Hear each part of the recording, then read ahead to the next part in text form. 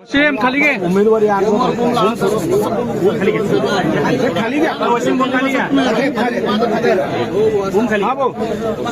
उमेदवारी अर्ज दाखल केलेला आहे. खरं तर विशेष असा आहे की सत्ताधाऱ्यांसोबत विरोधकातले देखील काही आमदार जे आहेत ते आपल्या सोबत आहेत.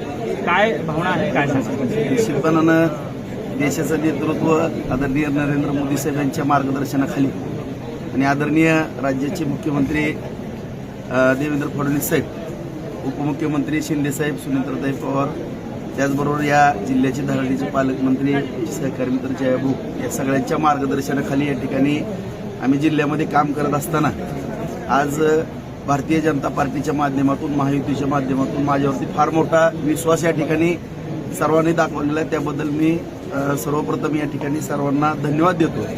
आणि आज आपण जे बोलला की महायुतीतले तर सर्वजण बरोबर आहेत, परंतु सर्व पक्षाची मंडळी या ठिकाणी बरोबर आहे. माझ्या राजकीय गेल्या 30 वर्षाच्या जीवनामध्ये काम करत असताना सर्व जिल्ह्यामधील सर्वांबरोबर सलोख्याचे संबंध ठेवून या ठिकाणी जे काम केलेलं आहे, त्यामुळं माझ्या माहितीप्रमाणे बहुतांश सर्व मंडळी या ठिकाणी समर्थन देताना दिसते. त्यांचंही या ठिकाणी मनपूर्वक मी आभार व्यक्त करतो. जयाभाऊंनी म्हणजे पालकमंत्र्यांनी विरोधकांना आवाहन केलेलं आहे की ही निवडणूक बिनविरोध करावी. आपलं काय आवाहन असणार आहे विरोधकांना? निश्चितपणानं सगळा वेळ वगैरे सगळ्याच गोष्टी असतील. लोकशाहीच्या माध्यमातून निवडणुका होणं हे क्रमप्राप्त असतं, परंतु या ठिकाणी सर्वांनी जर ती भावना व्यक्त केली तर त्यामध्ये आनंदच असणार. जर का समोरनं उमेदवार आला तर काय म्हणजे आव्हान काय असेल तुम्हाला? आव्हानाचा विषय नाही. मी राजकीय किंवा शालेय जीवनापासून म्हणजे वर्गात 4थी पासून मॉनिटरच्या निवडणुका लढवत आलेलो आहे. माझ्या जीवनामध्ये GH असतील किंवा बाहेर नगरसेवक, नगराध्यक्ष, विधानसभा, त्यामुळे निवडणुका लढवणं हे तर कार्यकर्त्याचं कर्तव्य असतं. निश्चितपणाने ही निवडणूक ही अत्यंत चांगल्या पद्धतीने आम्ही लढू. मागील वर्षी अगदी पडत्या काळामध्ये फडणवीसांना दिलेल्या सहकार्य किंवा साथ, त्याच्यामुळे ही त्यांनी फडणवीसांनी दिलेली पावती समजायची आपली उमेदवारी म्हणजे. मी एक असा हाडाचा कार्यकर्ता आहे की ज्या ठिकाणी काम करतो त्या ठिकाणी प्रामाणिकपणानंच काम करतो. त्यामुळे आदरणीय देवेंद्र फडणवीस साहेब ज्यावेळेस मुख्यमंत्री होणार होते, परंतु दुर्दैवानं काही गोष्टी फिसकटल्या गेल्या आणि त्यांना विरोधी पक्ष नेते व्हावं लागलं. आणि मी माझे आमदार असताना सुद्धा त्या काळामध्ये मला एवढं सहकार्य तालुक्याच्या विकास कामामध्ये केलं आणि त्यांच्या सहकार्यातूनच मी 2019ला अपक्ष आमदार झालेलो होतो. आणि माझं कर्तव्य मी बजावलं की ज्या व्यक्तीने माझ्यासारख्या कार्यकर्त्याच्या डोक्यावरती हात ठेवला आणि मला सहकार्य केलं आणि त्यांच्यामुळं मी आमदार म्हणून घडलो. आणि विरोधी पक्षात असो किंवा काय, त्यांना पाठिंबा देणं माझं कर्तव्य समजलं आणि मी विरोधी पक्षामध्ये बसणं त्यावेळेस पसंत केलं. हो, प्रशांत परिचारकांची संधी डावलून तुम्हाला उमेदवारी दिलेली आहे, तर प्रशांत परिचारकांना पण सोबत नक्कीच मी स्वतः त्यांना भेटायला जाईल. ते आमचे मार्गदर्शकच आहेत, असा काही विषय नाही. माझं त्यांच्याबरोबर फोनवर बोलणं झालेलं आहे. आम्ही त्यांची जाऊन भेट घेऊ. उमेश मालकाबरोबर माझं बोलणं, तेही येणार होते, परंतु थोडं काही अडचणीमुळे येऊ शकले नसतील, पण मी जाऊन भेटून या. फडणवीसांचा ड्रीम प्रोजेक्ट आहे महाशक्ती तो मार्ग असं राजू शेट्टी म्हणतात की त्याच्यामध्ये खूप मोठा भ्रष्टाचार आहे आणि ते लोक झाले.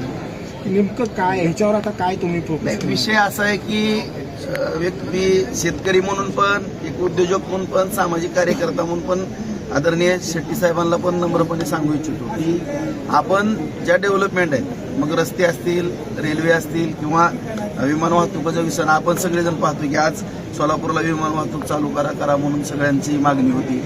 आज चांगले सुरळीतपणानं चालू झालेले आहे. आज रस्ते जर दळणवळणाची साधनं जर मजबूत झाली तरच अर्थकारण वाढणार आहे आणि ह्या रस्त्यावरून जास्तीत जास्त शेतकऱ्यांचाच माल त्या ठिकाणी वाहतूक होणार आहे. जे आपण कृषीप्रधान देश आहे, ही दळणवळणाची साधनं जी आपण ही करतो, आता आपली जर उशिरा गाड्या भाजीपाल्याच्या, दुधाच्या पोचू लागल्या तर ते पण चुकीचं ठरणार. त्यामुळं या ठिकाणी हे मार्ग होणं गरजेचं आहे, परंतु कुठल्याही शेतकऱ्यावरती अन्याय होणार नाही. ज्या ठिकाणी अडचण येईल त्या ठिकाणी सरकार आदरणीय देवेंद्र फडणवीस साहेब आहेत, त्यांच्या पाठीमागे भ्रष्टाचार खूप होतोय असं त्यांचा आरोप आहे.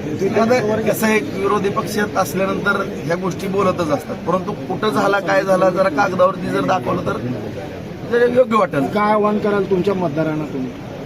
नाही, जे मतदार आहेत त्यांना एवढी नम्रतेची आव्हानापेक्षा विनंती करतो की या जिल्ह्यामध्ये आदरणीय देवेंद्र फडणवीस साहेबांच्या मार्गदर्शनाखाली, जयाभाऊंच्या साथीने या ठिकाणी आणि सर्व नेते मंडळी जिल्ह्यातले सगळ्यांच्या साथीने आपण पाहतो की शहरामध्ये आज IT पार्कचा विषय असेल किंवा अन्य सगळे उद्योग व्यवसायाचे विषय असतील या सर्व बाबी अतिशय जलद गतीने या ठिकाणी सुरू झालेल्या आहेत. विमानसेवाही झालेली आहे आणि आणखीनही दळणवळणाची साधने या ठिकाणी वाढत आहेत. आणि खास करून आदरणीय देवेंद्र फडणवीस साहेबांनी 300 कोटी वृक्ष लागवडीचा एक संकल्प केलेला आहे, तो विषय आहे.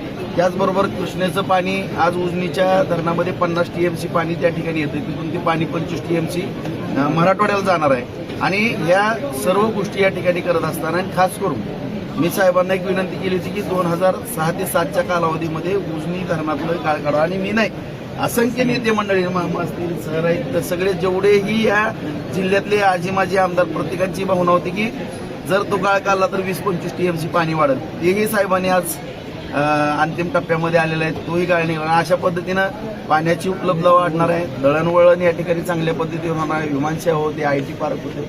आणि ह्या सगळ्या गोष्टी करायच्या असतील तर माझ्यासारखा एक समन्वयक असणं या जिल्ह्यामध्ये गरजेचं आहे. त्यामुळे सर्व मतदारांना माझी नम्रतेची विनंती आहे, सर्वांनी मला सहकार्य करावं. प्रत्येकाच्या या विकास कामाच्या बाबतीमध्ये मी अत्यंत प्रामाणिकपणानं काम करत आहे.